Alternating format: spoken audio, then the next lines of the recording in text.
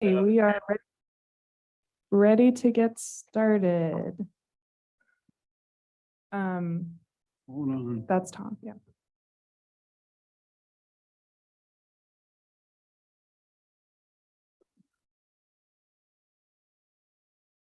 Oh.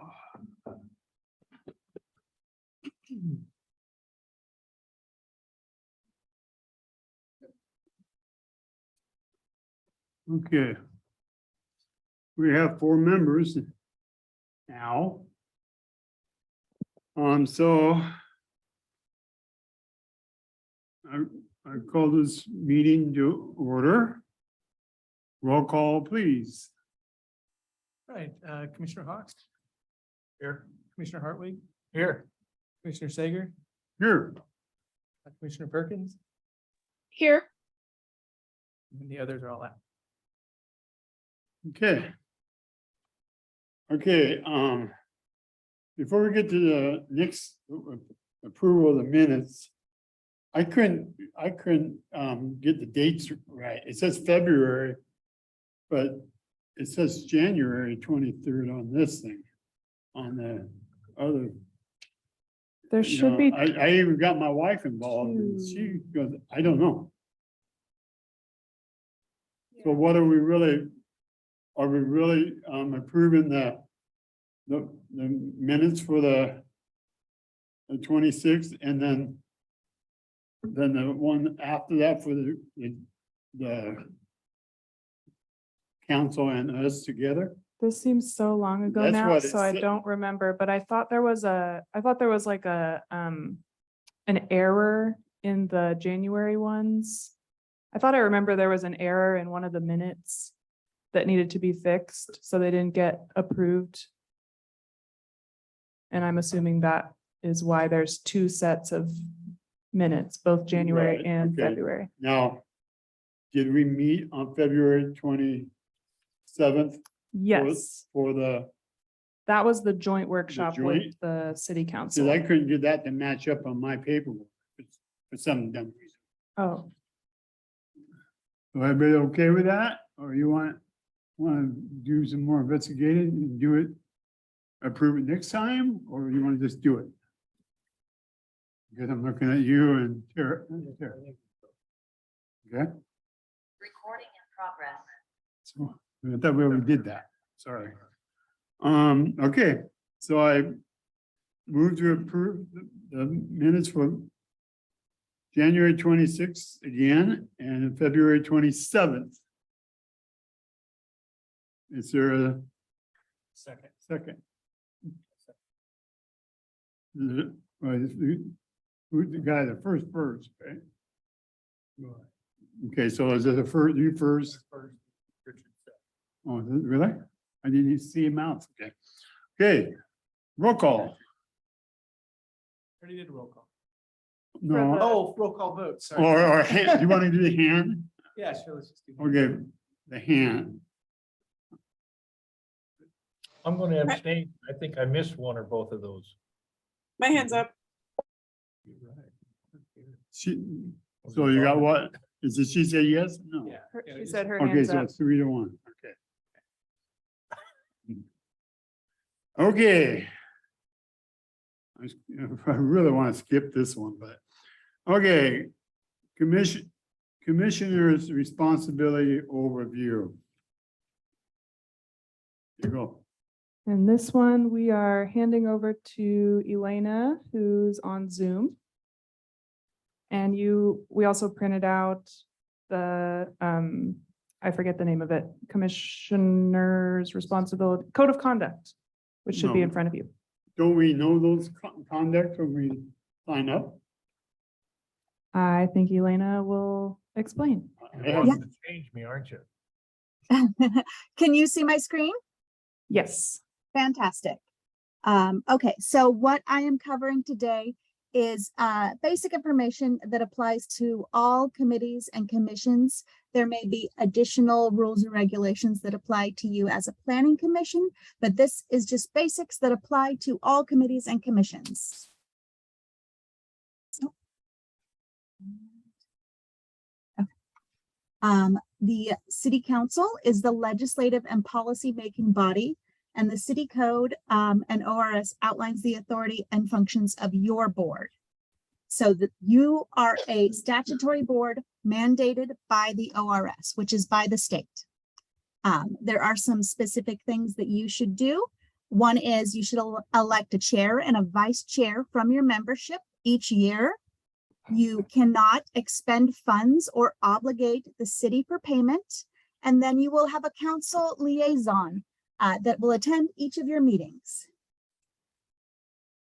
The Planning Commission purpose is what is in our code, and it is a statutory board having the duties that are assigned by the charter, ordinances and resolutions of the city and the ORS. You can look up that ORS if you feel so inclined. It is quite large. I will not be reading it for you today. These are general expectations for all committee members. You will read the packet prior to the meeting. Arrive to the meetings on time. If you will be absent, you will notify staff. And if you no longer have the capacity to serve on the board, please resign to allow someone else to serve. Your committee is supported by the planning staff, and you can contact them at planning@cityofestacada.org. They are responsible for managing your AV equipment at the meetings, creating and posting the meeting agenda and packet, and your staff does extensive research for each agenda item to present you with all of the relevant information. Staff's job in this is to follow state laws and city codes related to each agenda item. If you have other tasks that you would like your staff to do, those are to be assigned by their superior, and direct program support will be available based on budget and capacity. The legal obligations, all committees and commissions are considered advisory boards and therefore public bodies under Oregon law. And as a result, you must comply with open meeting laws. This means that notice must be provided for all meetings. Meetings must be open to the public, including having a virtual option for attendance, and minutes must be created for each meeting. A quorum is a majority of members, and a meeting is defined as any time there is a quorum of members who deliberate on board issues. This is true even in social settings or digital communications. So this means if there are 4 of you hanging out at the baseball game up at the high school, you cannot talk about anything that would be presented before your board, or else that could constitute a meeting and violate public meeting law. If you do not have a quorum for a scheduled meeting, the meeting will need to be rescheduled because decisions cannot be made without a quorum. I don't know how often you guys will be doing work groups or subcommittees, but if you do have one, it is a good idea to have your work group or subcommittee not have a quorum and to draw in outside volunteers. All meetings except for emergencies should have at least 72 hours notice, and our meetings are broadcast via Zoom and recorded to be later available for later viewing. So be careful with your emails and other communications, because if you are discussing committee business with the majority of members on any medium, that could be considered a public meeting. Public records. And feel free to chime in if you have questions too. Any writing in any form which is related to the business of the board is considered a public record. This includes emails, text messages, and social media posts, even if it is on your personal device or your personal email. Committee members are considered public officials and must act in accordance with Oregon's ethics laws. This prohibits you from gaining financially or preventing a financial loss as a result of your position. You must declare any conflicts of interest, and if a decision could potentially impact you or a family member's finances, you must declare this at the meeting prior to any discussion, and you may need to refrain from discussions or voting. So here we have a couple of the difference between a potential conflict and an actual conflict. So a potential conflict is when you're making a decision or recommendation, and it could be of financial benefit or prevent harm to yourself or your family. And if it's just could be, you have to announce it before discussion, but you can participate in discussion, debate, and vote. And the example we have here is you own property which may be impacted by a change in zoning regulations, but your property is not for sale and you are not looking to develop this property.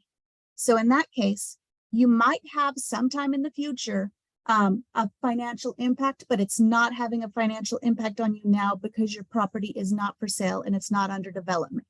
So you just need to declare it could potentially be a conflict, but you can still have discussion and vote. However, if that same piece of property is for sale, then you have to declare conflict of interest and abstain from any discussion or voting. I can't see head nods, so let me know if you have questions or concerns as I go along. And remember that you are appointed to represent the public at large. Keep this in mind as you have discussions with fellow members, and each member brings an important point of view. Many points of view produce good policies as they better represent the differing demographics, interests, and views of the community.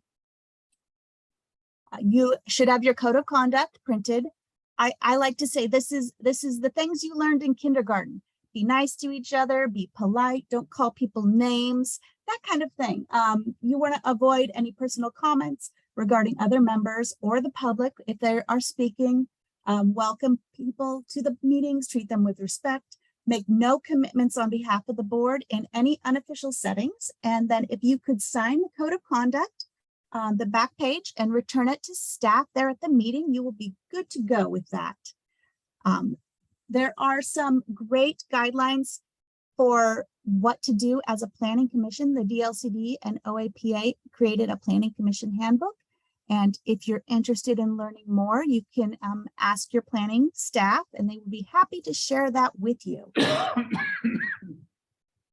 And that is the end of my presentation. Do you have any questions or concerns? Anybody? Tara? Thanks, Elena. You're welcome. Okay, thanks. So what it's going to, what you asking for is us to sign this thing. Yes, the code of conduct, yes. And live up to it. You know, I don't know if this is really necessary. I understand you put your foot in your mouth sometimes, and I have done that. But you know, the most logical way of doing that is go to that person and apologize. The public don't need to get involved in all this stuff. The code of conduct is required for every committee and commission. It is not specific to you. It is something that the city council adopted for every board. And do you know when that was adopted? I don't have the exact date, but it has been probably 4 or 5 months ago. Maybe Paul would know. I don't remember the exact date, though. Okay. Paul, I believe we had this 25 years ago, don't you? I never signed anything. Well, I didn't sign anything, but we were told you're gonna follow Robert's Rules of Orders and then learn them. And everything she just said was on the table, but I don't think it was ever ratified or. I think this is just formalizing what really we'd had in place and talked about, agreeing to. Does that sound right, Elena? See, the one thing I don't see on there is attendance. And that's the worst thing we have is attendance. Attendance is outlined in the code Is for it all there? committees and commissions that if you have 2 consecutive attendance where you are unexcused, the council can remove you from your position. It used to be 3, so. I think it was. No, like you said, I don't want to be a stick in the mud here, but I don't know. I'm just going to see what anybody, all the other commissioners have to say.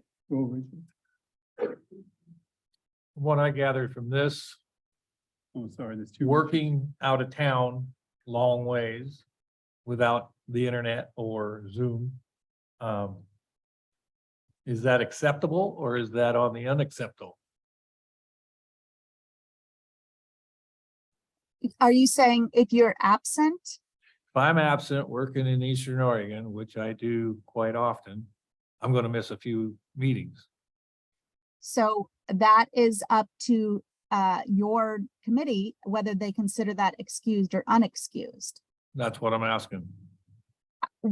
As we said in one of the beginning slides, that if you no longer have the capacity to serve, meaning that you don't think that you will regularly have the ability to make meetings, then we would ask that you resign so that we don't have issues with quorum. Not saying you have to, I'm just saying, look at your capacity to serve and consider whether you have the time in your schedule for it.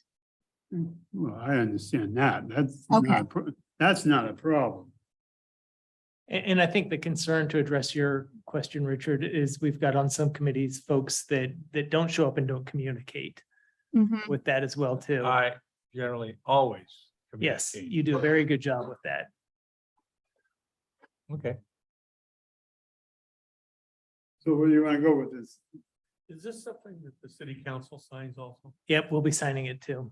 Just hasn't been presented to us quite like this yet, probably at our next one. Even though they are elected officials? But Elena's Elena, I saw you presenting to other committees. Yeah, You know, this is my second presentation this week, so I'm making the rounds. I have a question. So Yes. this makes it consistent with every other city and or state committees? The, This isn't the- just for us, it's statewide. everything presented in the PowerPoint, most of this is public meeting law related to the state. I So, believe that to be true. so things like the legal obligations, the ethics, quorum, public meeting laws, public records, that is state guidelines. That is not something that's coming from the city. The code of conduct is specific to the city that the city council adopted for every board and committee in the city. Agreed. Any input on from Tara? Is she there? She get bumped to the attendees. Elena, is this something that they have to vote on or do They don't have to some vote kind on of this. action on? Each individual person signs this. The code of conduct is individual for each person on the committee. It is not something they need to vote on. So it's an Okay. individual contract. Yes, So I just heard him say that the council did this, right? We Or didn't put somebody it said that- together. It's something that was brought up, that we felt like we should have consistency And amongst all the See, boards. and I got a commissions. letter stating this last year, and I opted not to do anything. So how long has this really been going on? And honesty is what we want here. How long has How- what been really going on? Having to sign to be on any commission.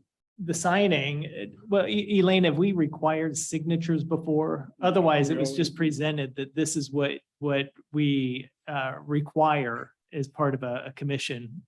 the city council adopted the code of conduct sometime last year. I don't know the exact date. It was in the 2022 year. And we did send it out to all of the committees and commissions and asked them to sign it. We did not require them to sign it. But we also didn't come before the committees and commissions and present it in this manner. This is new this year. So the change in 2023 is that you're making a presentation. Correct. And then when do you need that signature back to you or back to the city? Is this something that needs to be done at this moment? Or if there are individual concerns, can they be brought to you or to a member of the city throughout the week? Yeah. Nope, I don't. If they want to take time to review it and come in and bring it to me or Melanie or Taylor, that is fine. They don't have to do it today. Okay, I would like to see the city council be basically jump on this first. You know, make sure they're comfortable with it. And obviously, I respect the city council in all directions. They work hard and get less credit than we do. So, but I just have questions on it. And like, it's already been said, I will not sign it tonight, so I like to see what the city council does with it or changes it, again, they surprised me in many ways. That's why I look at the city council as a backstop, because they are good. and Elaine, I'm assuming we will be addressing that on May 8th. Is that correct? The No, next city this is council not meeting? on your May agenda. Not Your May yet, okay. agenda is very full. Your May 8th agenda is very full. Okay, all right. So can we put this is my opinion, Uh-huh. they can overrule me. Well, can we put this on the back burner for now? You can wait to sign it. That is And- fine. And, or if you guys are comfortable with it, we can just do it and I can hold my signature. It is Yeah, it's on an- an individual basis. Okay, so we got two people up here that says that we'd like to see what the city council does. Richard, what's your, Oh, I'm with you. okay, I let's want- put it on hold and let's see what the city council does. Hey, I'm not lying here. The city council, they're gonna make my decision for me. Cause I haven't got to a meeting lately, but I do kind of watch it on weekends. So, I mean, the city council has had their city council rules that they have to follow, which includes a we lot all of do. this and even more. It includes a lot of the information that's included in the code of conduct. right, And they've See. had to follow those for years. see, and I was on the city council and I signed those things too. Mhm. And the planning commission, I don't know, probably the same thing, so. Yes. So this is No, we're more not- like we're- they're extending their rules to all of the committees and commissions. I'm sorry that I am well-winded, but, if I wasn't the chair, I would be over here. You have a mouth shut. No, just kidding. So I would see that, I don't hear from Tara, but is she even on? Is there a specific question that you're wanting to answer, or like a recommendation that you're I just wanting? want to see if they are going to, are set with this, with that. If they go through that thing. If the city council is set Yeah, if with the city this, council goes through it. they and did adopt They it. look at it and say, there's nothing wrong with this. They Yeah, adopted it last year. It was adopted by the city council, so we Okay. reviewed it. So So, it is set. Let's make sure everybody's on board. Let's make sure the city council still goes with that and. They You're not- did, yeah, they did that last year when they adopted it. They Stop had laughing the, at me. they, okay. Was that open to public discussion? Well, it would have been in a public forum, regular meeting, a Monday night. Was it part on, of it, yeah. was it on Zoom? It would be on Zoom, yes. Okay, I want so, to read this then, because hand me And- something in the And first in night. person. so no decision on this is gonna be made tonight. And hopefully I can make that city council meeting when it's up and I will explain why I said what I said. How's that? But you can read what I said. I'm sure somebody's writing something down there. So when this, well, I just want to, so when this comes to the city council, Elena, they're just, is there going to be any kind of discussion or public input, or would Tom need to submit like a public comment? We don't have this on the agenda for the city council. It was approved at a city council meeting less than a year ago. And it has not, there's no plans for it to come back to the city council. Okay, so Tom. could- It's not an agenda item And the- anytime and the city soon. council hasn't changed at all, right? Since this had been approved, Heidi Prokop. Huh? yeah, I would say Heidi, but Okay, they're not Yes. planning on any upcoming agenda item to readdress this issue. If you would Well, I like didn't- it to be added, you can go ahead and ask the council to add it as an agenda item in the future, but it is not currently an agenda item in the near future. Here's a question then. If we ask for that, for the council to reaffirm it, is that asking too much? I don't imagine they'll have any issues reaffirming it. I just know that they have a lot on their agendas coming up. So they probably wouldn't be able to get to it until maybe July, because you have budget, you have public hearings. There's a lot of other things that are coming up right now that we're gonna have to review. And so I have no problem with waiting until July. Do you, Tom? no, I would just like to know that everybody's comfortable on the governing body and let the trickle down effect take care of itself. yep, that's what I'd said. I'm saying so. You guys can talk all you want, but my main, you know, I want everybody on the same page. Even if there's one city council change, let's make sure it's the right way. we And- will share it with the council. Yes, yes, Okay. and I don't think we need that signature tonight anyway, No. Right. correct? So we can, No. message received, I believe. Thank you. Yes, Okay, thank you very much. And your time was not wasted. We do appreciate you coming. But I don't think we're going to do anything with this, right? Right, Okay. So if there's no other questions about this issue, we go to the next one. Okay, nothing. Okay, I'm going with I didn't bring my glasses. 2023-01 South Genting. and that will be Alan.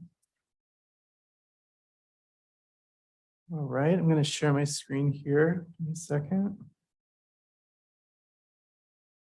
All right, there we go. All right, good evening, commissioners, public applicants. Hello. Should I close the council meeting now or later after Chicken gets done? After he's done and when Okay. we're ready for, See, I haven't done it for a public. while.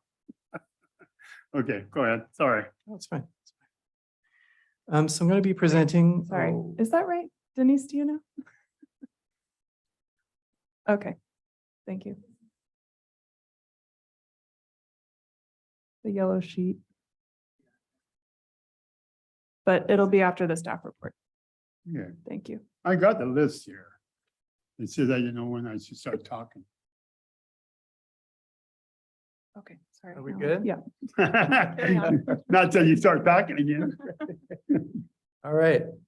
Okay, so I'm just going to present the staff report for file 2023-01-S, which is on the Ginseng subdivision, also called Valley View Estates.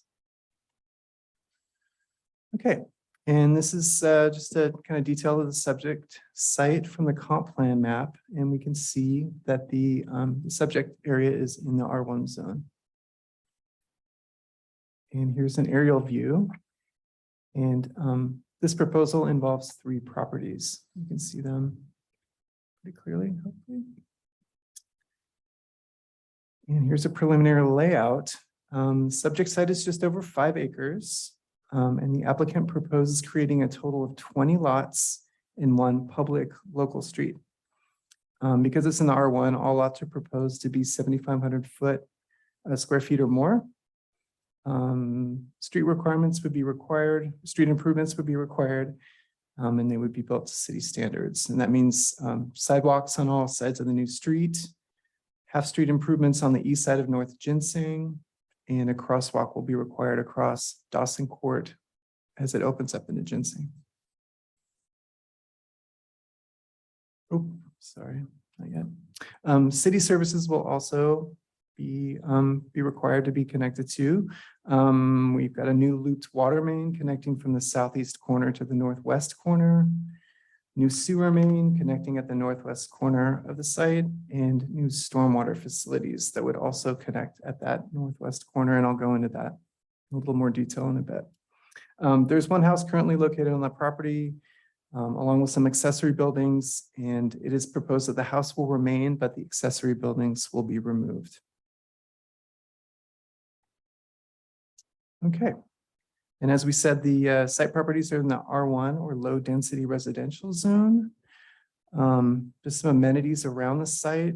It's about a 10-minute walk to all the schools in the area. So that's the 2 elementary schools, the middle school and the high school. It's just half a mile to City Hall in downtown, which is about 10 or 15-minute walk or 2-minute drive. And it's less than a mile to the library in Wade Creek Park, or about a 3-minute drive. Okay, and now we're going to take a look at the public improvements that are proposed and required, and I'll start with the utilities. So we got water. So new water main is proposed to connect to an existing stub at the southeast corner of the site, and that would originate from Northeast Oakview Lane. Our city engineer, he recommends that the 8-inch water line loop be extended along Northeast Ginseng Drive and tie into the existing 6-inch water line at the northwestern edge of the development site. Take a look at that. So that's a proposed loop. So down the southeast corner, that's at Oakview Lane. And then it's proposed to connect right kind of midway at Ginseng. And this is the water line loop that shows the extension from Dawson Court to the top of the development. And that reason is to replace the 4-inch water line that's along Northeast Ginseng with 8-inch pipe. And so the existing home on the site uses a septic system, but that is proposed to be decommissioned, and the home would then connect to city sewer via a new sewer main. And all sewer lines would need to be at least 8 inches in diameter. We'll take a look at the sewer main routing right there. And then moving on to stormwater, the proposed system shows a storm service lateral connecting to each lot and ultimately to the city's stormwater system. So there's no dry walls proposed. And our city engineer noted that all public storm drainage must be sized to convey runoff generated from the newly created impervious areas based on the 25-year storm event. He also recommends that the city allow the stormwater easement along Ginseng to overlap a portion of the public utility easement. So here's a look at the stormwater facilities. Okay, now I'll talk about the streets. So the existing street, Northeast Ginseng Drive, it borders the subject site on its western edge. And a new street is proposed, as I mentioned. It's a cul-de-sac, and it's to be called Northeast Dawson Court. I would also like to note right now that this is proposed as a local public street. There's a typo in the staff report that says private street. It's not a private street. It will be a public city street. And 6 of the 20 lots are proposed to take access from Northeast Ginseng, and 14 would take access from the new cul-de-sac.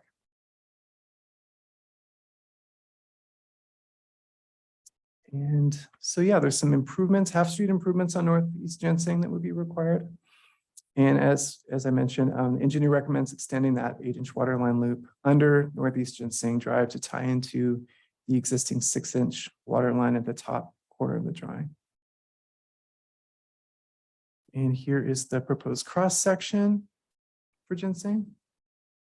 And the design and the improvements proposed satisfy city requirements. And taking a look at the new proposed street. So I'd like to point out here that the proposed length of Northeast Dawson, it exceeds the code maximum by quite a bit, but the city engineer said that the design and topography of the development presents a unique situation and that the length as designed should be fine as long as other fire and other safety standards are followed. And we'll take a look at the cross section of Dawson Court. And yeah, the street shall be constructed to city standards for local streets. And that's a 28-foot curb to curb width as shown there. Parking will be permitted on only one side of the street and no parking signage will be installed on the other side of the street. And I'll give just a kind of a roundup of the conditions of approval. So all public improvements will be provided as required by our code. As I discussed, that includes water, sewer, stormwater, and streets, as well as lighting and lighting and private utilities, sorry. All utilities will be undergrounded. And as per code, all these improvements must be completed or bonded for before the plat is submitted for final approval. Streets and sidewalks will be built to standards as discussed in the previous slide. Driveway spacing requirements will be met. During our review of the preliminary plat, we found that 2 lots in that plan were a little too close to the opening of Dawson Court, and those will be required to be redesigned to where the driveways are a bit further away from that intersection. Stormwater will be managed according to their plan. There will be a requirement to provide a stormwater report in order to determine the correct size of the detention system. The effects of constructions will be mitigated to the extent possible. So our conditions will require an erosion control plan to be submitted, as well as unsurfaced open areas will have to be revegetated after the development. And as well, a traffic management plan will be submitted, showing how the impacts of construction traffic on city streets will be minimized. And finally, the fire code will be met. There are several conditions in the report related to fire safety, pertaining to hydrants, street design, water flow, things like that. And so tonight, Planning Commission. You, the commissioners, can recommend the council approve this application with conditions as presented by staff. You can recommend approval, but change, add, or remove conditions, or you can recommend that the application be denied with findings that one or more of the approval criteria are unable to be met. And that is my presentation. Do you have any questions? Any questions? I think we do. Could you speak into the mic? Yes. And I think we do public or bring the applicant up. And then Okay. questions for staff Before or the we get applicant. started at all, if he's excusing himself, that means we have 3 members. We just verified that as long as you have a quorum present, then it's okay to have a recused member. What do you think, Richard? I think she's right. We have 4 here, the quorum. And at any time, any of us can say we're gonna abstain or we're gonna. If I have to We go have down a to conflict. Salem, you guys are going with me. You want me to state that again, Taylor? Yes. I think it's at the time of the vote, but Right, But, yeah. I can't enter into any discussion, vote, or anything like that. And the reason why is I have property that abuts that. So.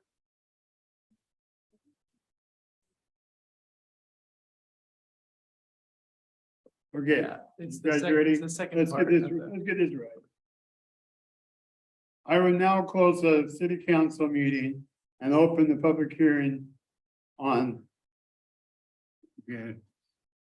2023-01 ginseng. Does any members of the council wish to abstain or declare or ex parte contact? Yes. Okay, we have one. Is there any more correspondence regarding this application? Except for all this that you gave us. Additional correspondence about this application? Oh. Yes, in the packet, you've got a letter, I'm sorry, I'm speaking for you. I just know that there was testimony submitted. In your packet, there was a letter from John Kirkpatrick. Right here on the table. And then the one that you have in front of you was submitted later than the packet went out. So we printed that one out.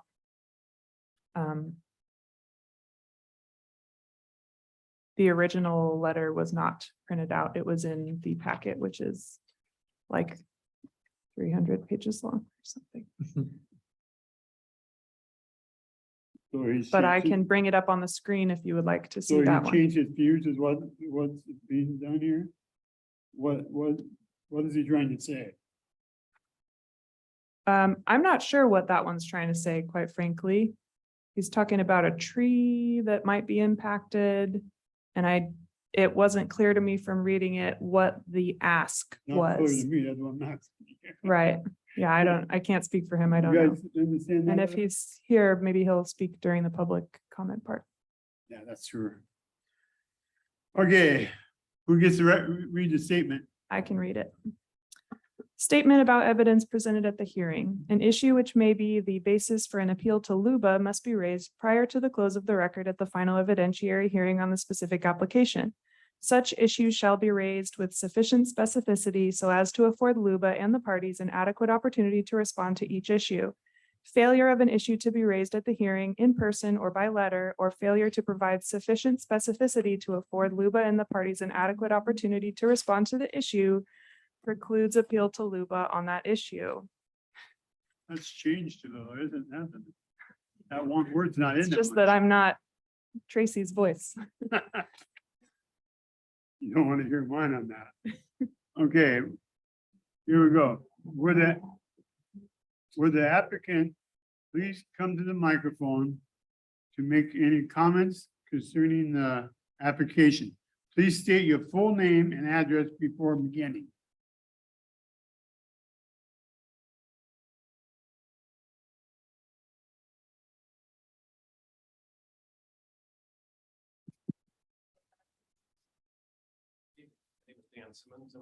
I can't hear him. We should. Can you pull it down? My name is Dan Simmons. I'm with Simmons Engineering. I'm representing the applicant. My address is 12805 Southeast Foster Road, Portland, Oregon. First of all, I want to compliment staff on their work. I think this is a pretty clean set of conditions. I did have a couple of questions that I could add, and then I'd be happy to answer any questions you have. On condition 1, you cleared up about the private street. Thank you. In that same sentence, there's a reference to 4 tracks reserved for landscape Yes, common area. that's a typo. Okay, That's, great. that's, yeah, absolutely a typo. So the new condition will read that it establishes the 20 lots in a public street. Perfect. End of sentence. Perfect. Yeah. The only other question we really had was, Get closer to the mic. okay, I'm sorry. The only other question we had was, the requirement to upgrade the 4-inch water main, north of Dawson on Ginseng. That didn't come up in the, pre-app, and we were just kind of curious what was driving that. Was there a capacity issue or leakage or what's? That would be a question for the engineer who unfortunately isn't here, but we can contact him with that and get back to you on that. Okay. I think it might have been a capacity issue because apparently what's under there now is a 4-inch, and I think it was, yeah, just to have that upgraded while we have the chance to I do think, that. yeah, the looped up to Oak Lane is really gonna make a big difference in the Yeah. capacity there for sure. So that might alleviate it. I don't know. Okay, yeah, that'd be a question for him. We can ask him and get back to you. Okay, I don't have any other questions for you. Do you have any questions for us? Yes. Do you know what's this letter? We just got it tonight. Yeah, I did too. About 5 minutes ago. The neighbor to the north has a very substantial oak tree.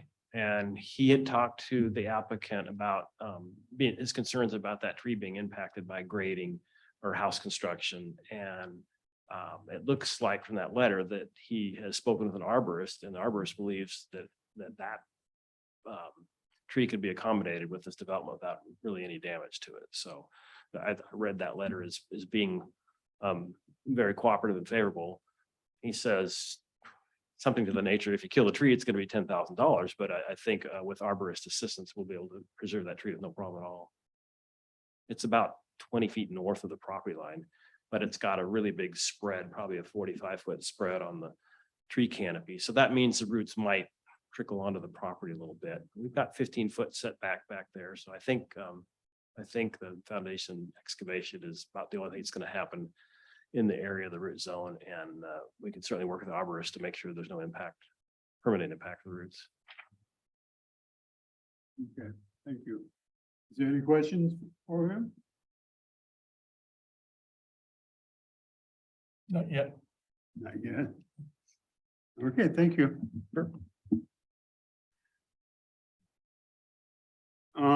Does any member of the audience wish to speak in favor of this applicant?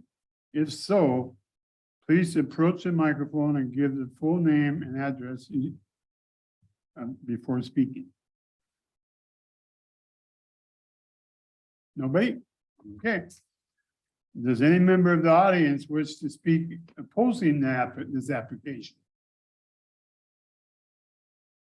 No. Does any member of the audience who is neutral wish to speak?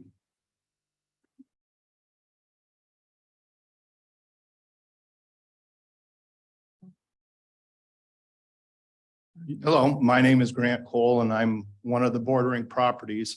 I live at 131 Oakview Lane. Welcome.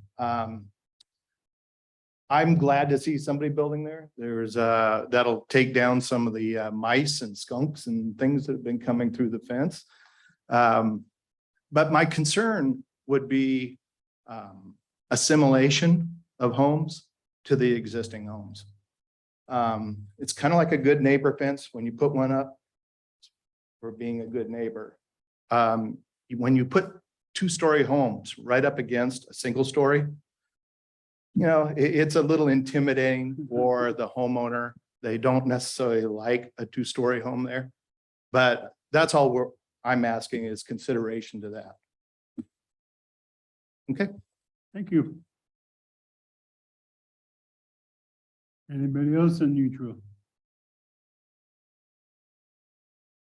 Does the staff or applicant have any additional comments in response to the public testimony?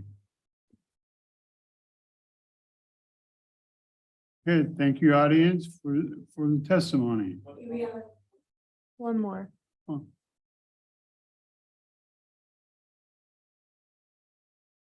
Dan Simmons. Just to respond to that comment, there is a 15-foot setback. It's not like when you put a two-story house next to a 5-foot setback and it really does create a shadow. So the rear setback is 15 feet. And I think if there's any questions about building permits, I'm sure Joey would be happy to work with you. Any concerns you got there? Okay. That answers? Okay. Does the staff have any additional comments in response to the public hearing? No, we don't. No? Thanks. I will reopen the city council meeting. Hold on there, one minute. I do have a question. Well, you didn't, that's for them, not you. Hold on. Okay. I will reopen the city council meeting and ask for a motion to approve. Okay, we don't want to do that yet. So I guess it is. I think you So I do can, this and then, yes? you can reopen the city council meeting, or I'm sorry, the planning commission meeting and have, if you all have questions for staff, that would be a good time. Or if you have questions for the applicant, you might want to ask that now Okay. during the Well, see, public hearing part. this is a city council paper, so. It's a Sorry little about that. different than mine. So, Okay, so I'm opening the city, so that's why, okay, I'm opening the planning commission meeting, and now I'm asking us for questions. How's that? Okay, go. Well, I guess I'll ask the first one to her because it's to him. Is this an HOA? They are not proposing a homeowners association, to my knowledge. Does- None of the lots or facilities were proposed to be maintained by an HOA. Okay, and the second one was, does each house have to have fences between their house and the neighbor's house? Nope. And, okay, so that's not a requirement, it's just a question that some HOAs I've dealt with. Yeah, Right, an HOA could allow something like that, but the city's zoning doesn't have any rules this is just 20 to lots, install fences. build them to whatever the plan is. And put them up for sale. Better plan before you build. Thank you. Anything else? Oh, you can't talk. How about Tara? I haven't heard from Tara. You got her shut off. Do you want to unshare your screen? Tara, did you have any questions for the applicant or us?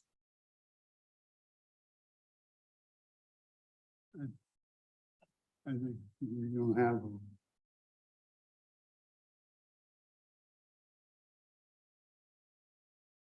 Hope If she I can don't hear hear us. from her, I'm canceling this meeting.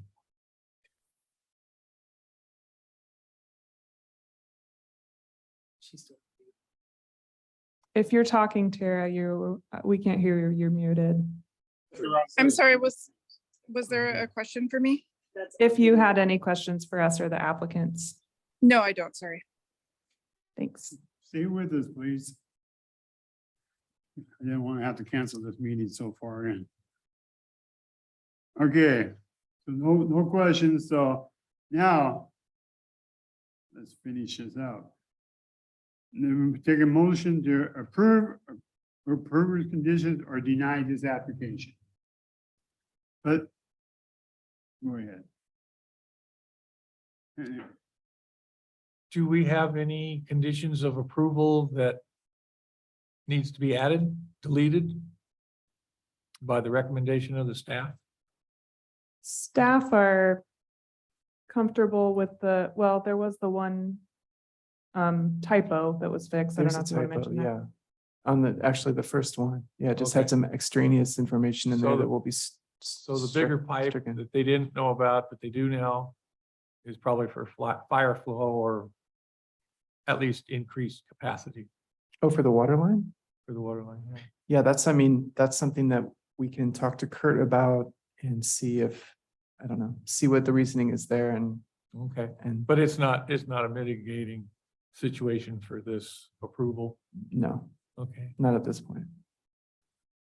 well, who else? I'm ready for a motion in a second. I will make the motion to approve this subdivision and I'll find where is it? They give me a little more paper, I'll be lost. What's the numbers on that, Tom? I can read it. It's 2023-0, 02? Wasn't there an S involved? 01. 01-S. Okay, It's been moved. Is it going to be? It's going to be seconded. Sarah, I'm waiting for you. I'm on here. If I could have stayed on the meeting the whole time, I would, but what do you need from me? We need a If you can second, would you Sure, like to second. second Richard's Yeah. motion? So she's not on it all the time? Is that what she just said? I'm on as best as I can be. I wasn't supposed to be at the meeting and I'm trying to help out for quorum. So yes, I'm seconding the motion. Okay, if you walk away, we gotta shut the meeting down. Tom, not- I'm just I'm doing not my best gonna- here, okay? I'm not going Um, to say it. I'm seconding the motion. Okay, it's been second, first and second. I want to tell everybody why I didn't second it. number one, I'm sitting here, and number two, a one-way street is not acceptable in this town. Sorry, city. All you have to do is have a party in one of those houses, or have a ball game up by the school, and you have one little narrow road going both directions. Guess what? No one's there to mark little tickets on the no parking zone. So I have a problem with the narrow streets. I always have. But she would shake her head. So there's that. So go ahead and I call for a vote on this motion. Poll the counselors. Sorry, commissioners. Am I allowed to make one more question to you? Yeah, you can do anything you want. Go ahead. Do you feel this street should be, you said one lane? Or are you talking about parking on one side? Or I'm talking about the parking. Okay, but so is it your contention we should have parking on both sides of that street? No, I'm saying that we don't need parking on either, but I know that you have to. You have to supply it. Yeah. Okay, so, So everything's going. all I right, call for the vote. All right. Commissioner Hartley, yes. Commissioner Hawks? You can't. Oh, that's right. Never mind. He abstained. Commissioner Sager Yes. and Commissioner Perkins. Yes. Ruined Mother's Day. It's not like. Okay, I would direct the city staff to prepare this finding in order. If the applicant wishes to apply for a decision, oh, it changed it from LUBA. You may see the city manager for the appropriate papers, but I'm sure you aren't going to. As everybody can see before I change this, I don't agree with it, but it has nothing to do with me. I'm sorry if somebody buys it at the house and they don't have a parking area. I do. On both sides, so. Okay, Okay, and just for everyone's reminder, this, the city council will issue the final decision. This goes to the city council on May 8th. Monday, yeah. May 8th, 7 PM. I should get rid of this. This is not done. I know, sorry. Okay, now we're gonna go to, thank you very much for coming. Tom, would you mind if we take like a 5-minute break? Absolutely, I like that item. Thank you.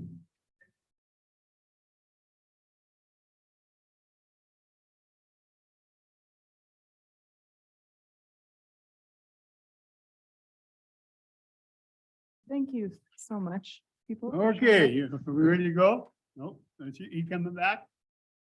No? We don't need him for this one. Okay, we don't need him? I like that.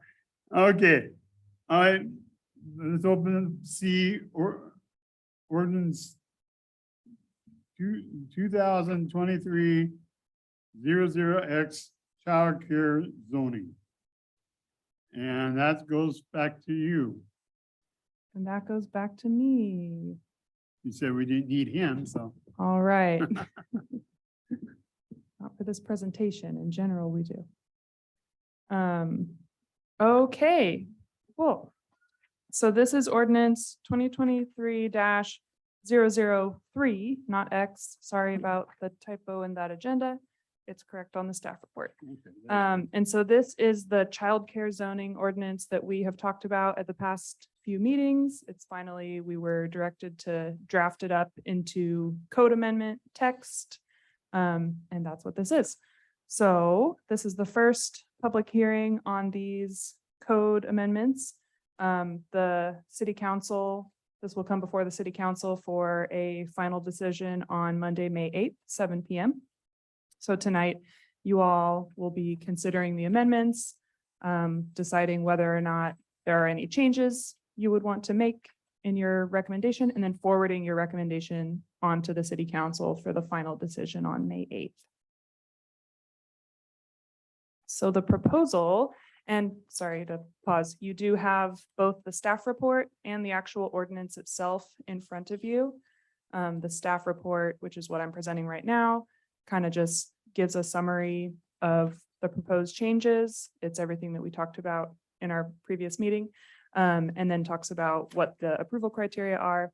And then the ordinance itself, that's where you find the actual strike through, underline text amendments if you want to see what the code is actually going to look like. You also have two large maps on your table, which show, these are in the packet too.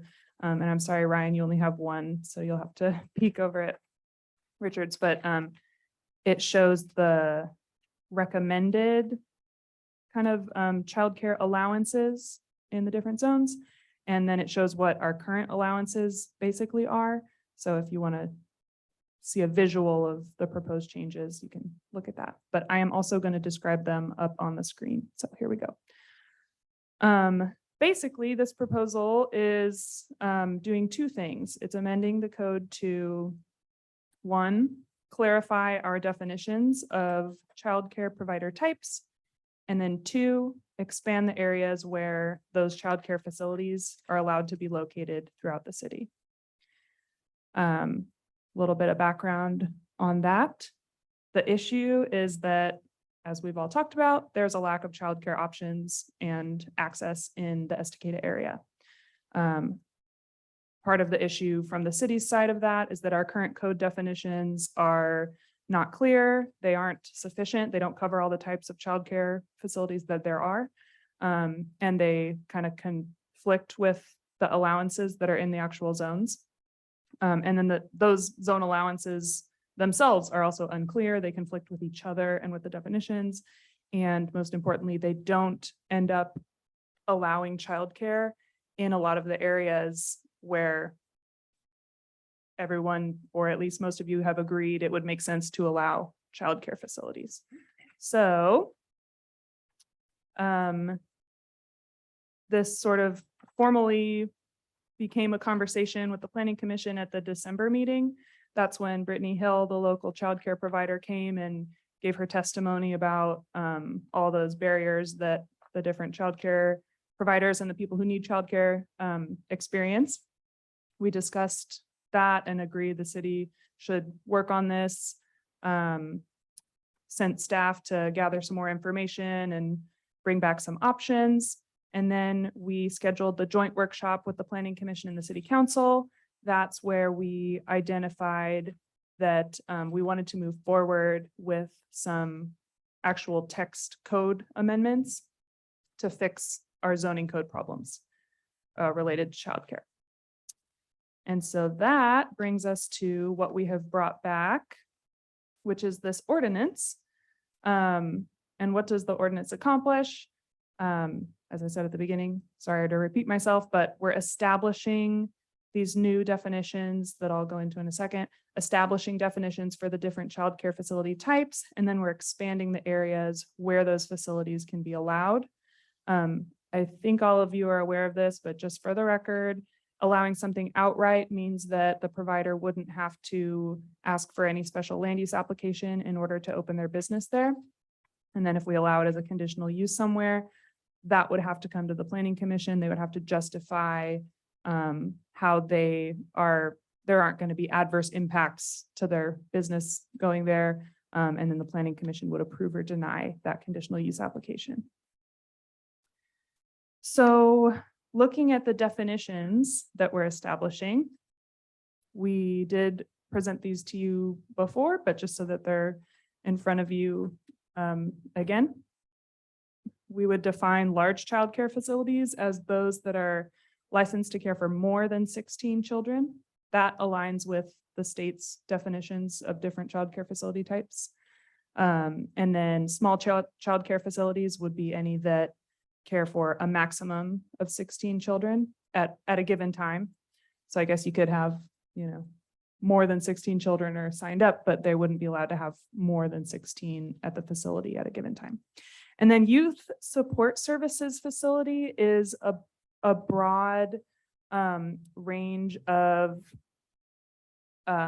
agencies or programs or facilities that provide things like treatment for children with emotional disturbances, adoption placement services, foster care, other similar kind of therapeutic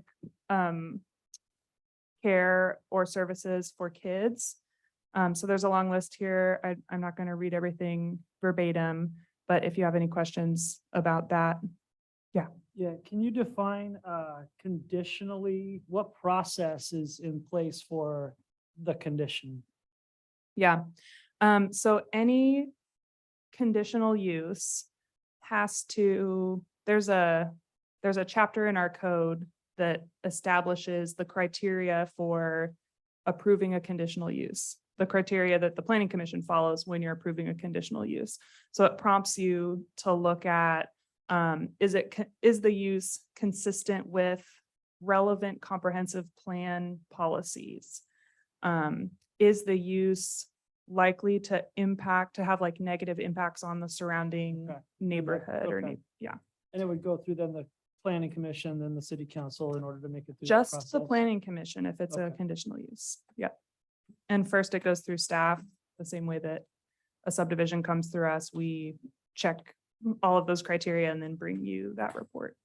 And then question two, which is a two-part question. So as I look at the proposed legend, it looks like really the majority of the city is open for any type of conditional option in theory. And then what was question, part two of that question? What was the justification of allowing without condition where the light pink ended up? I don't have that map in front of me. Sorry. Can I, Yeah, well, I was told that this was the proposed and we're looking at the current, is the pink the proposed, is the pink current? Pink is current, the red letters. Okay, I was instructed at it backwards. Great. oh yeah, yeah. So Okay. you've got at the top of the map, it should say current or recommended. We're totally with you now. Okay. Cool. Yeah, let me know if there's still a question. No. Okay, so I'm gonna go through and summarize the changes that we're proposing in the actual zones. So in the R1 and R2 zones, which are our low and medium density residential zones, shown up here on the map in bright yellow and light yellow. We are proposing to allow small childcare facilities outright, youth support services outright, and only if it's in a church or a school, large childcare facilities. That is something that actually currently exists in our R1 zone. A lot of the schools and churches in the city are in the R1 zone, and some of them do have daycares operating in them. So we wouldn't want to preclude that.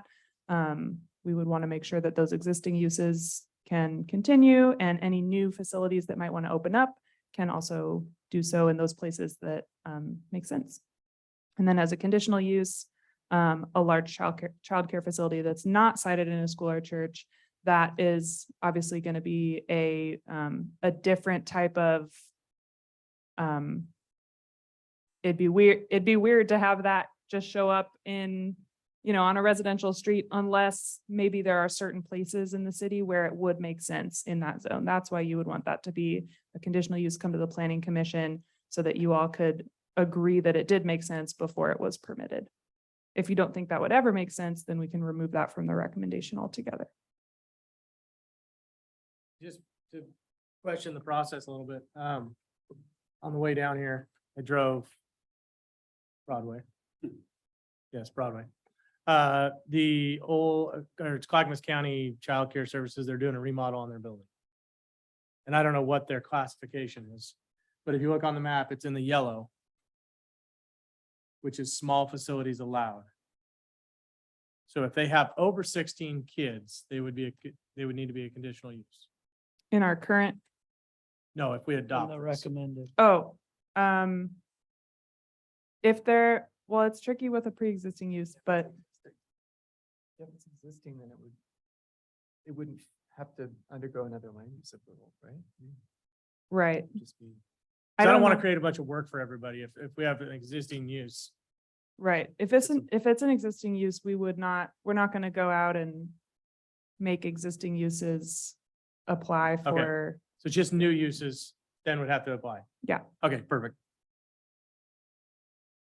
and there's something in the code that says like uses that were existing before the adoption of this code are allowed to continue. Right. Yeah. Okay. Next zone, the R3 multifamily zone, shown in solid orange on the map on the screen. We're proposing, so this is a multifamily high-density residential zone. In this zone, the proposal is just to allow all of the types of facilities outright. Same thing in part of the North City residential zone, which is the orange striped area on the comp plan map. If it is, so this is the zone where within 200 feet of Eagle Creek Road, apartments are allowed outright. Higher density middle housing is allowed outright within 200 feet of Eagle Creek Road. And then the intent of that zone is that there's, it sort of like tapers down to a lower kind of medium density residential zone. It's more like the R2 zone outside of that 200-foot buffer. So the proposal is allow small childcare facilities outright throughout the entire zone. And then if it's within that 200-foot area, also allow large facilities and youth support services. And if it's outside of that area, allow those, but only as a conditional use because it might conflict with the lower density neighborhood.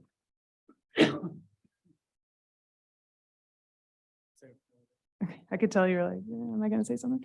Okay, the next, I just Sure. need help just because we'll call it new. But if a patron who is renting an apartment unit, is it then possible for them to run a daycare out of their unit of 16 or less? of 16 or less.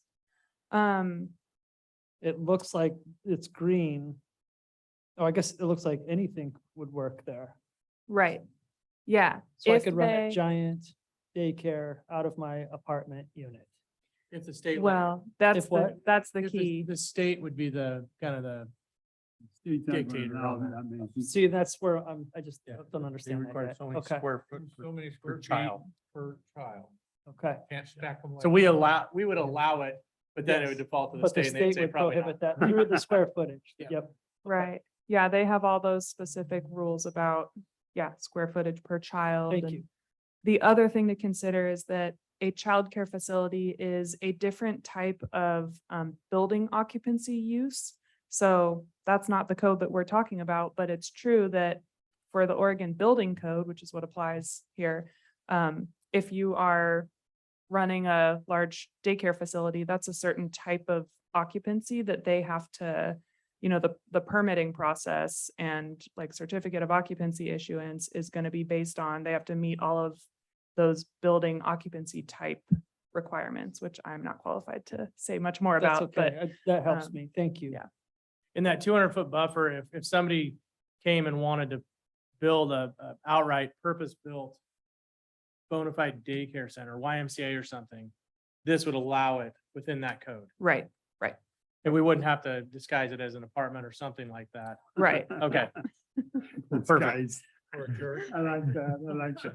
Yeah, and that's interesting too, just thinking about the subdivisions that have been approved over there.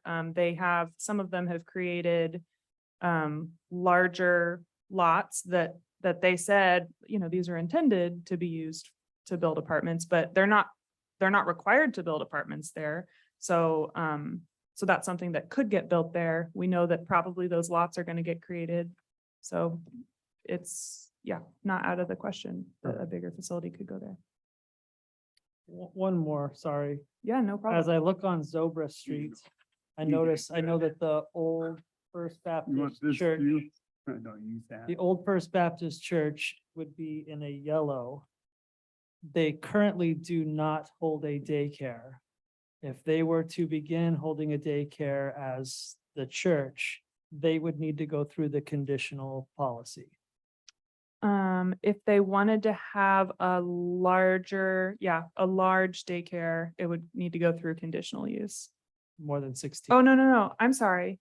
No, because if they are a church, I'm sorry, I'm getting too many things in my brain. No, that would be, if we move forward as is, then that would be approved outright because they're an existing church. So you're assuming daycare because they're a church. Sorry, Because you're saying because they're a church, we're gonna assume they have daycare. oh, no. But if they wanted to open, if they wanted to start offering daycare, they would be allowed to do that because they're a church, right? So if the school wanted to open daycare, they could do so because they're a school. Yeah. Okay, thank you. Sorry, that I got confused. And probably in both of those situations, there are still state requirements related to childcare facilities that'll need to be met.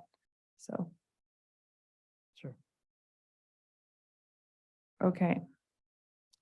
The rest of the zones. If you need me to point at any of those, I'm happy to, but basically these are all of our, I'm calling them our mixed use zones. These are all of the zones that allow commercial uses generally, and some of them also allow residential. Most of them also allow residential uses. So yeah, mixed use zones. The highway commercial zone does not allow any residential uses. That's probably the only one. So in all of these zones, the current proposal is to allow all of the childcare types outright. And I think at the last discussion that we had, we originally were thinking maybe it doesn't make sense in the highway commercial zone. We're not sure. But I think at the last discussion, it came up, if someone identifies that there's a good viable location for a childcare facility and they can meet all of the state requirements, which are more stringent, and they consider, protections that need to be in place for the kids, then why should the city prohibit it? But that's something that I think there's maybe a little bit more of a question mark on that one. Do you want to see the childcare be a conditional use in the highway commercial zone, or are you comfortable with it outright?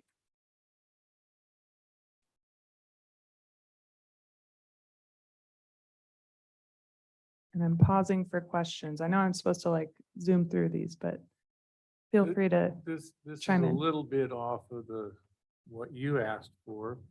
But when I was sitting here contemplating, I'm thinking, all right, how are they gonna accommodate parking and pickup and letting off of their children without blocking roads like our current primary school does? yeah, so we've got, in all of the zones, there's a section called, I think it's called access and circulation, and that requires the user, the business, the developer, to make sure that there's sufficient, and there's standards associated with this, but sufficient on-site access and circulation for parking and driving aisles. And then what was the other part of your question? I'm thinking off. Parking. Parking. Yeah, there are, daycare is already listed in our chart for how many off-street parking spaces are required. So whatever facility comes in, I think it's It would be different for 16 kids right. as 85. Yeah. I think if I remember correctly, it's based on the number of kids or students. Oh, do you have it pulled up? It's 2 per classroom. per classroom. Interesting. So per 2 spaces per number of rooms, I guess. Interesting. Just impressed that they thought of that. Huh? Yeah, I'm just impressed that they have that algorithm. Well, doesn't mean it's right, doesn't mean it's wrong. That's not the worst part of our code.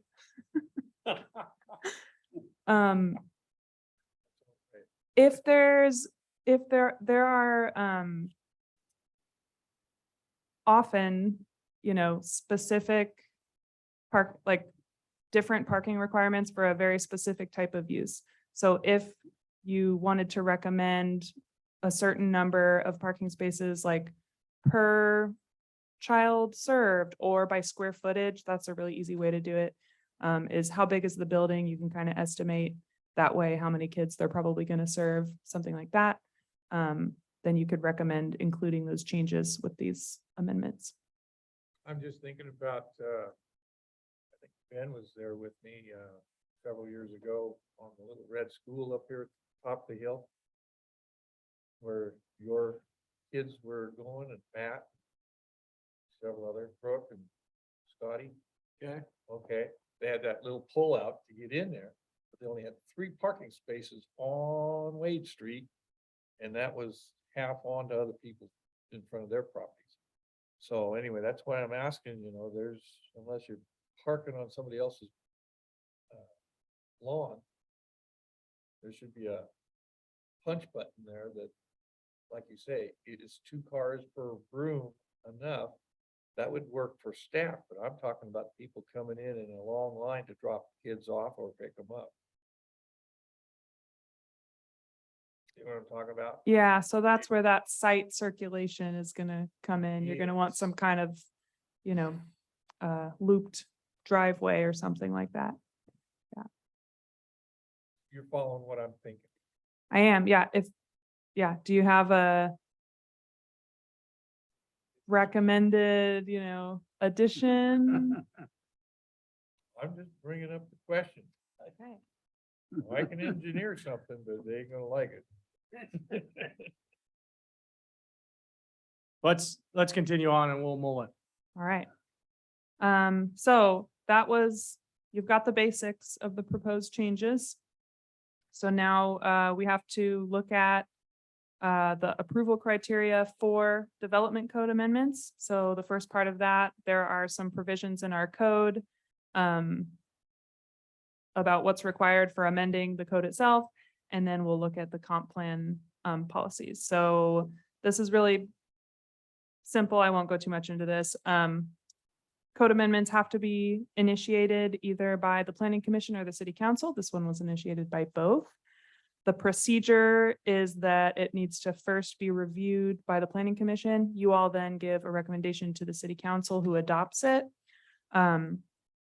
Both the planning commission and the city council need to make written findings justifying their decision.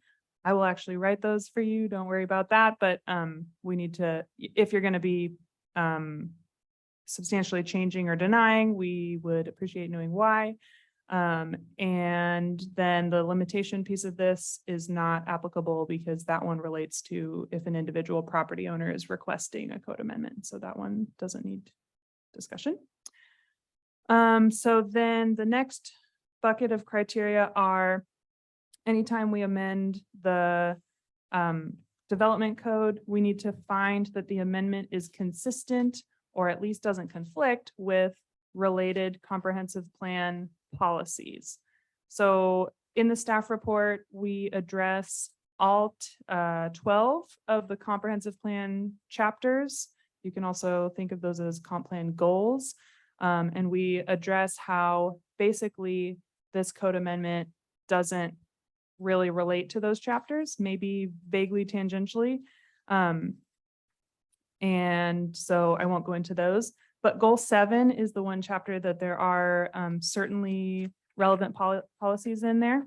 So policy 2, this is the chapter 7 economic development goal of our comp plan. Policy 2 of that chapter is to invest in capital improvements and regulatory measures to support employment areas. And so obviously what we're doing is not related to any capital improvement. We're not building any daycares. We're not constructing any, streets or facilities for daycares, but regulatory measures is something that we're accomplishing with this code amendment, because the issue that was brought up is that our current regulations are kind of creating barriers for childcare providers. So that checks that box. Policy 5. Oh, and I should relate this also to employment areas. Not only do childcare facilities employ their actual employees, but the ability for employees to actually go to work, they rely on, if they have children, being able to send their kids somewhere while they're at work if they don't have a parent or a family member that's able to stay home and take care of their kids. So it opens up more ability for your workforce to be able to actually go to work, or for your local employers to find people who they can employ if those employees have adequate childcare. So supports the employment base for that reason. Policy 5C is kind of similar in that sense. Like all of these do relate to the ability for your workforce to actually go to work because their kids are taken care of. So policy 5C, working to attract new opportunities such as healthcare, tourism, and clean industries, including those utilizing green building practices, focusing on sustainable resources by supporting a diverse and skilled workforce who's capable of providing services to green and sustainable industry sectors. So once again, positioning Estacada as a place where people can live and work and have needs like childcare met here in town. And then number 6, positioning Estacada as a supportive and responsive business environment.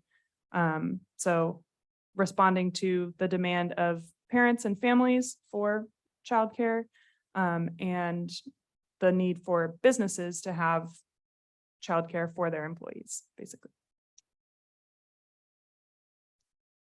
And I think that's it from me. So I'll take questions. There's no applicant, so we don't need to hear from an applicant. And then after I take questions, I think we'll go to public comment. Okay, one thing I want to say is I handed the gavel to him. So Okay. he's a boss now. I'll second that. Oh, there you go. You lied on camera because you still have the gavel.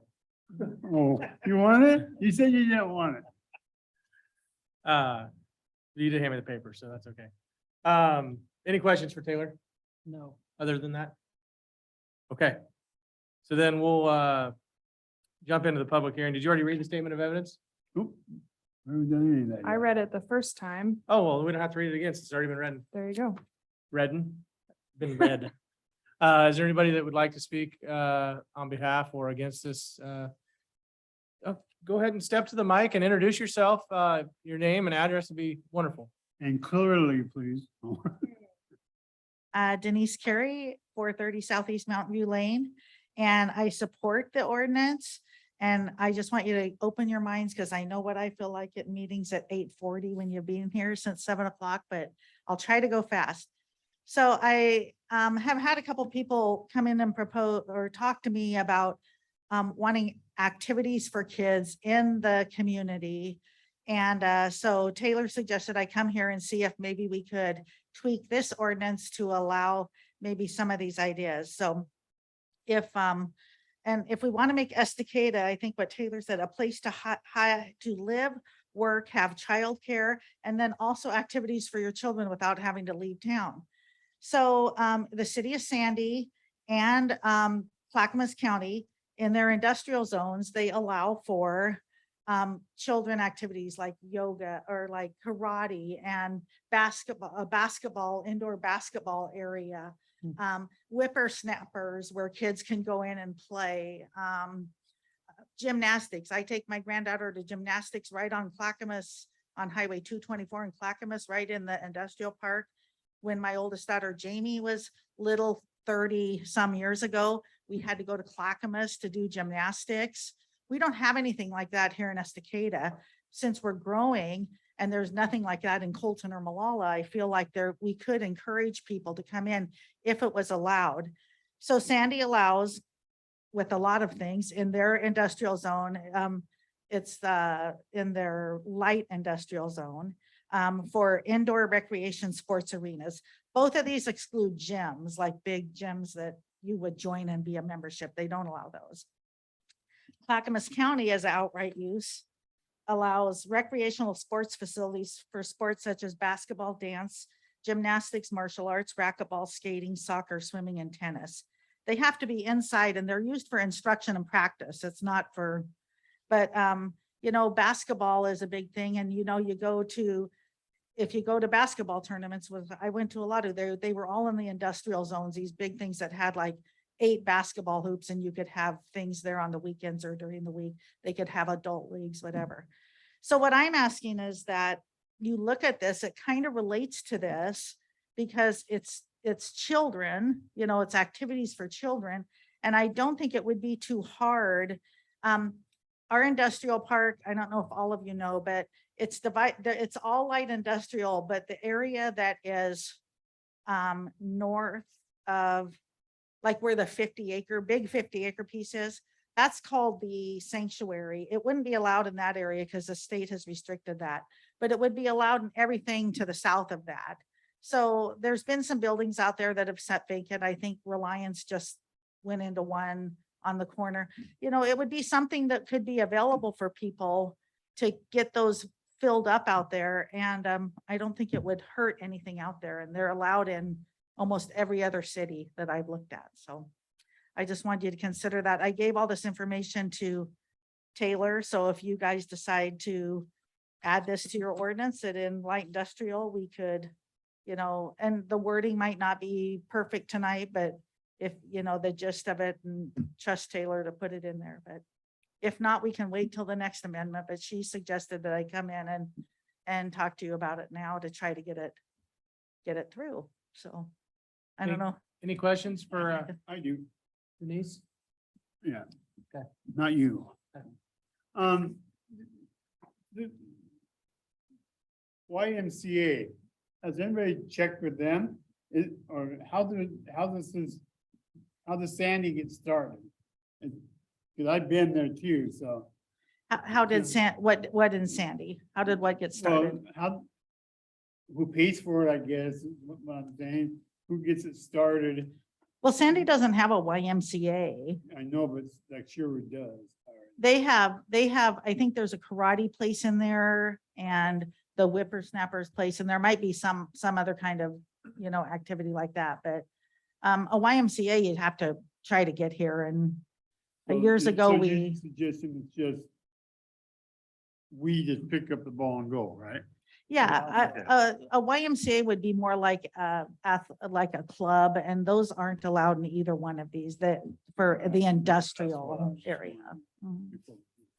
Yeah, they exclude that.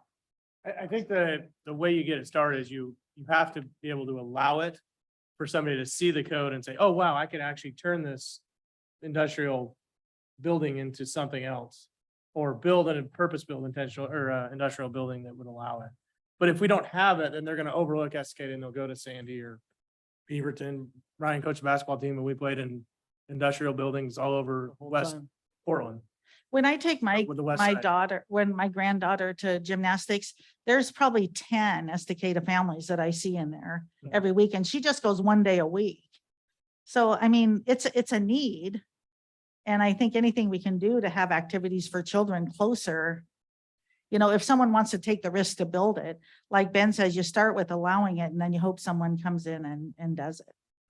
Well, I can tell you from my perspective, just to move things along in an efficient process, that I am in support of the allowance of the opportunity, the demand for facilities and athletic spaces in Estacada. We are over capacity ×2 with what's available. And I can tell you from my own firsthand experience that my wife drove my daughter and my son to Tigard 4 days a week to practice in one of those industrial basketball parks for club basketball.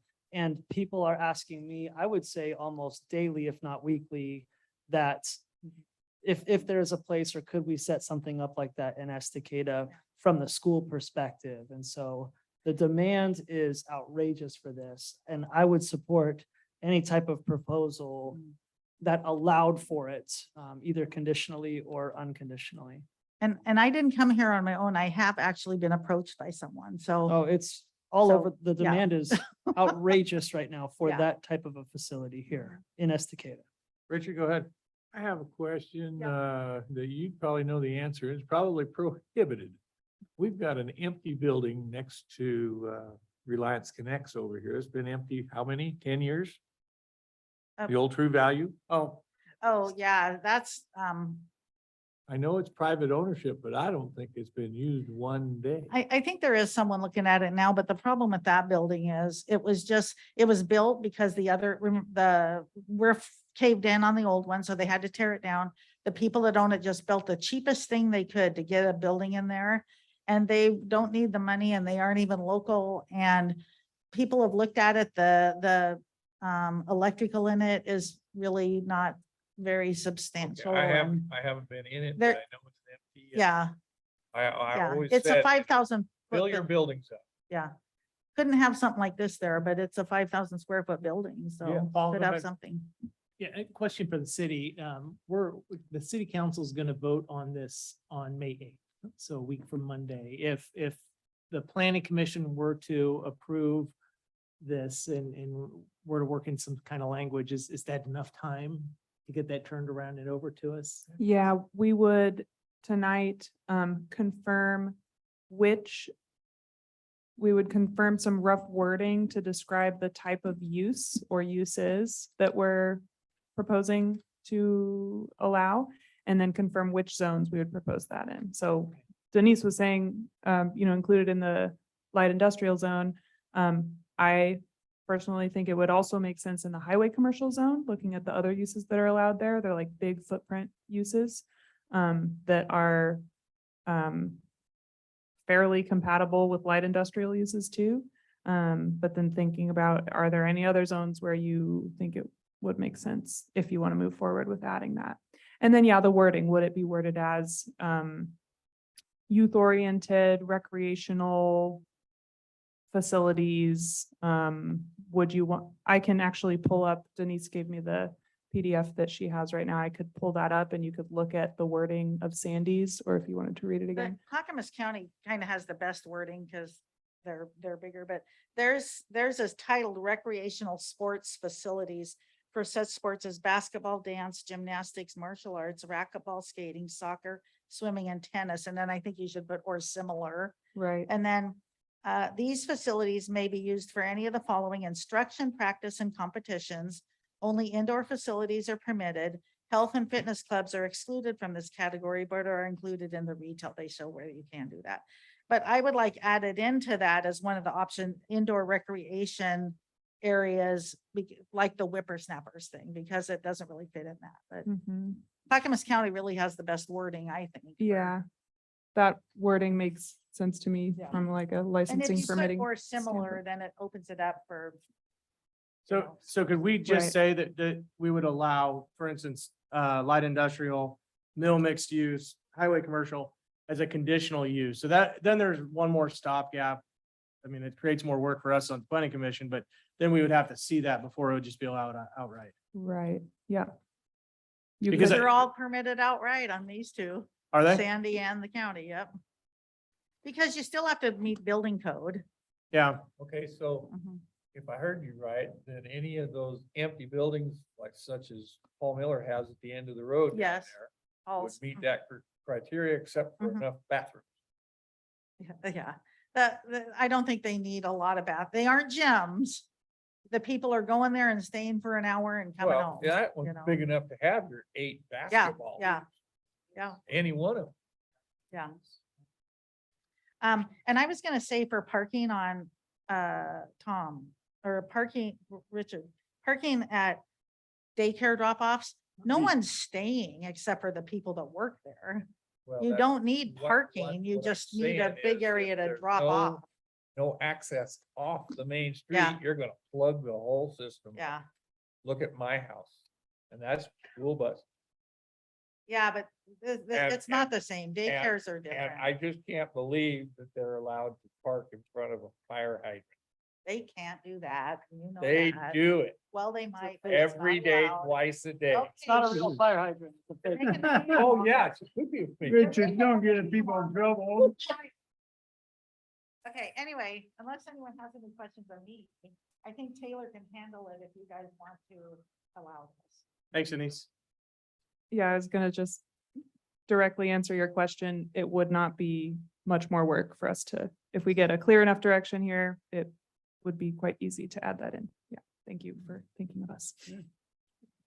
So then we, as a approval from the planning commission, we would add that in as a condition. Well, it wouldn't be it would just be an addition to Okay. it'd be a change. Okay, Do we need to vote on that? well, yes, we will vote on it, but we gotta close the public hearing, make sure there's nobody online. Reagan, do you have anything to say on behalf of this public hearing? She's got a lot to say. She wants to play hoops in one of those, yeah. So I think we can close the public hearing, open back the planning commission. And so it's our job, if we can bring the slide up that has the three options of approve as written, approve with additional conditions, or deny. No matter what we do, this goes to the city council. And if we deny it, we need to provide some backup.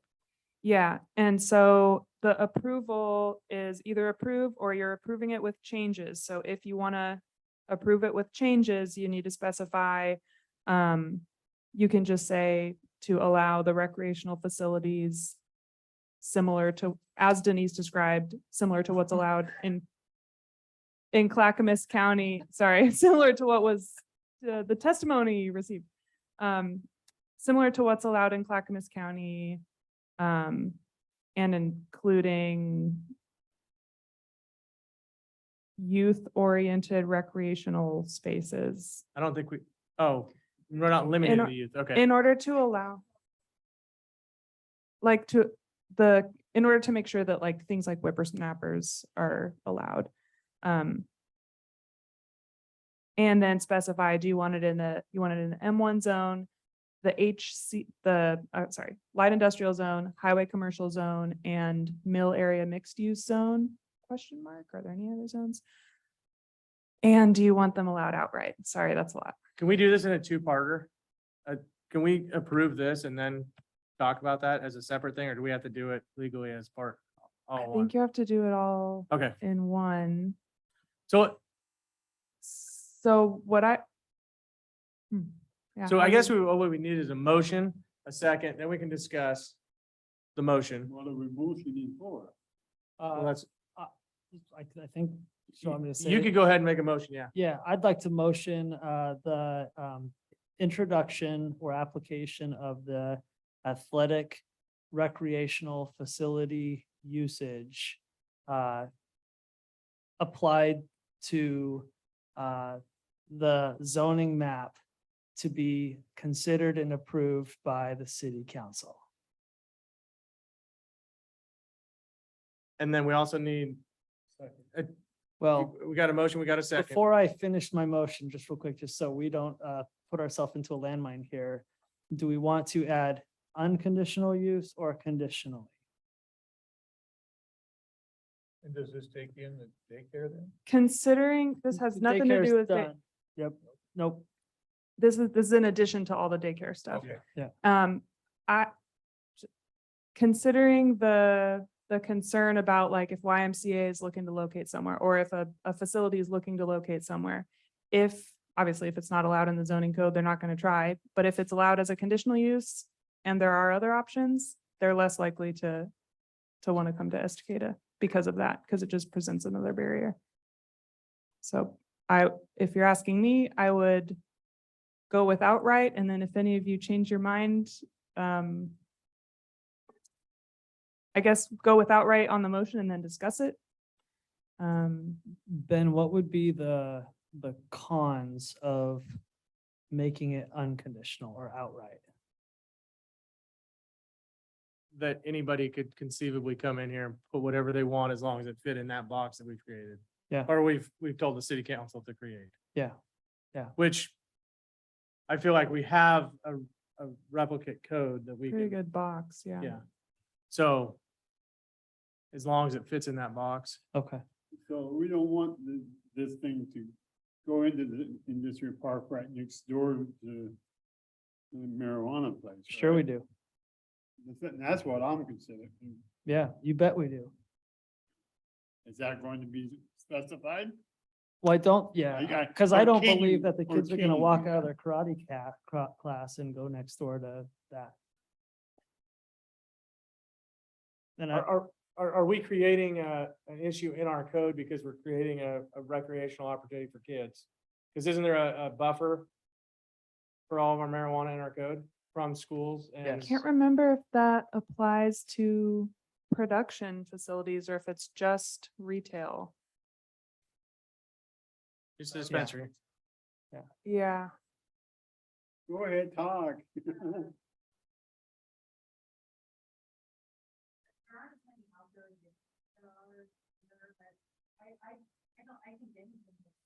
I agree.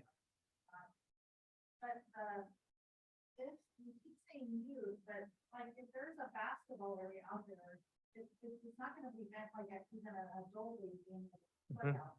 So, that's true, yeah.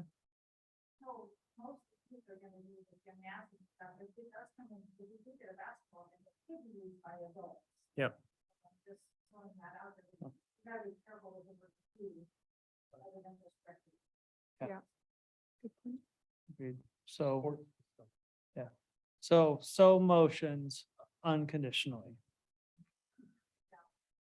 Permitted out. Permitted outright in the light industrial, highway, commercial, and mill area mixed use zones.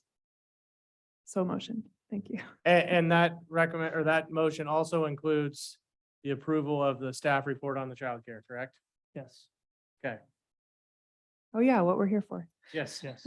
Okay, so we have a motion for the approval of the childcare. A second, and now we can fully discuss if we need to do so more. Is there anything you would like to add, Tom? Well, So my question is, okay, I heard it from the background. Everything's outright anyway, right? Out there It's gonna be in the, or, right? So they won't even have to come to us anyway, right? Right. See, and Mike, yeah. Again, no, I hate to keep on pushing this, but my problem is putting kids too close to marijuana. And, I know you can't really go against it because the state's taking taxes. But, I have a house full of kids because of that stuff, so. So if somehow we could work it out where we stay away from that. I don't know if that's legal, probably not. Nothing's legal. I would like that. But that's my opinion. Do what you want.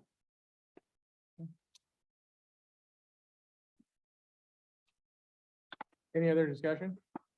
Paul, what would you like to see?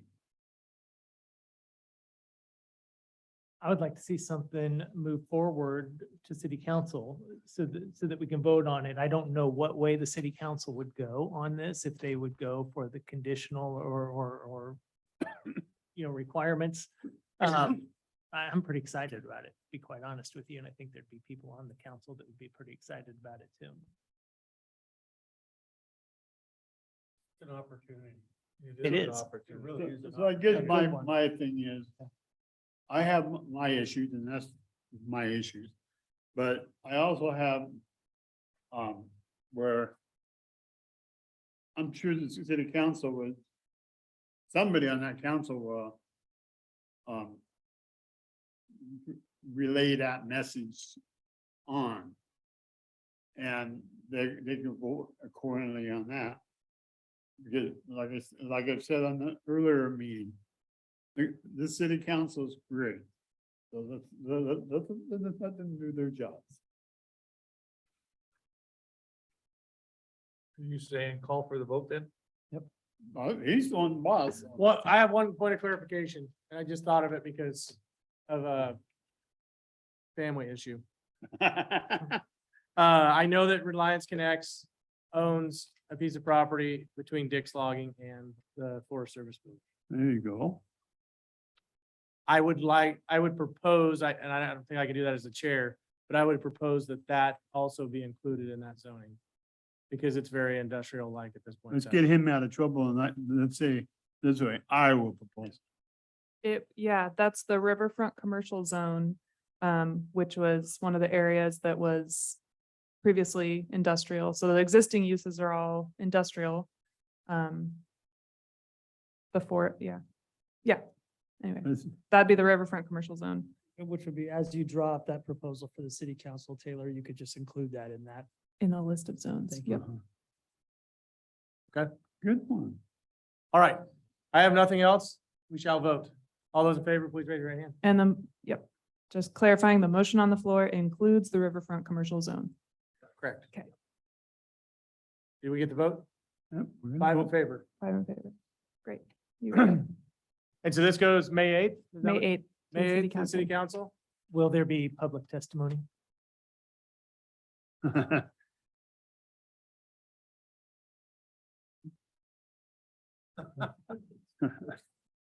Okay. Counselor Strobel, would you cascade up on behalf of this planning commission, though, Mr. Sager's sentiment for Yeah. us, please? Addressing that too, we've got one counselor that works right next to the facility that's out there, and he's brought up his own concerns about it. So, you know, I think the concerns, your concerns will be shared concerns. Well, then Thank I'm sure that will happen. Yeah. You know, like I said, yeah, I'm not gonna hold back a bull just because how I feel. Okay, I'm sorry to say I have a couple more questions. okay. Question. Upcoming planning commission meeting, we had it scheduled for the 17th, which we're no longer able to do. So the next planning commission meeting is currently scheduled for Thursday, May 25th. And You if sure it's a Thursday or a Wednesday? it's a Thursday, the 17th was a Wednesday. I like the 17. And if we can get RSVPs, as soon as we can get RSVPs, that's great, because if we're not gonna have a quorum, then we'll reschedule. So Thursday, May 25th, and the three things on that agenda, there's 2 partitions, really minor partitions, and then an industrial subdivision. Is there any way we can move that date at this point in time? Other than back to the 17th? We could Two- move it to late, we can move it to later dates because of the noticing requirements. We could move it to later. Because Tuesdays and Thursdays it's gonna be the same situation with Ryan and I, if we can help it. It's gonna be rough. But if And that everyone else, Thur- And that Thursday, the 25th, whatever it is. Well, we've got I, two more people that would be here possibly. I have a foster kid graduated from preschool. And I think I should probably be there. Probably. So that leaves 4. The margin of error is great. But if I have to, I can make it late. Can we pull it to the 24th, or is the 25th the drop dead of that noticing date?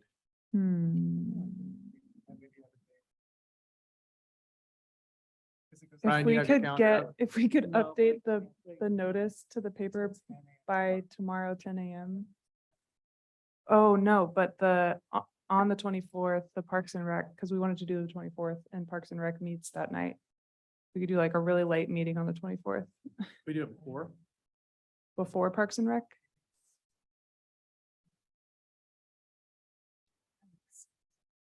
Yeah, we have a budget really? committee meeting at 7 that There night. you go. If we have If we to don't make it. pass. to Oh, the they could, second oh, round. I'm optimistic we can get the first one done. though. Yeah. I could be available on the 24th also. Did- Which is the Wednesday. Can we have an open discussion about timing of meetings? let's do that. Does everybody enjoy Thursday nights at 7? I do, but I don't like Mondays, so I tell you that. Well, Mondays is fine not being, I hate Mondays. is there anything that says we have to do it at 7? No, and I've gotten feedback from a few of y'all saying that 6 was preferred. And 6 is certainly preferred by staff. Could we do it during the day? Is there anything against that? If enough of the planning commission can do it during the day, then staff can certainly do it during the day because we're here. I'm free. I'm retired. I'm jealous. I can do it. The DEC has daytime meetings, DEIC has daytime meetings. I think the Clackamas County Board does like 10 a.m. That's normal. As long as we keep the school open, I'm fine, Deal. but not at 4 o'clock, so. Well, I don't know. Evenings are really difficult for myself, but I'm being selfish here, so I don't want to speak for everybody. What kind of daytimes would work for the people in the room?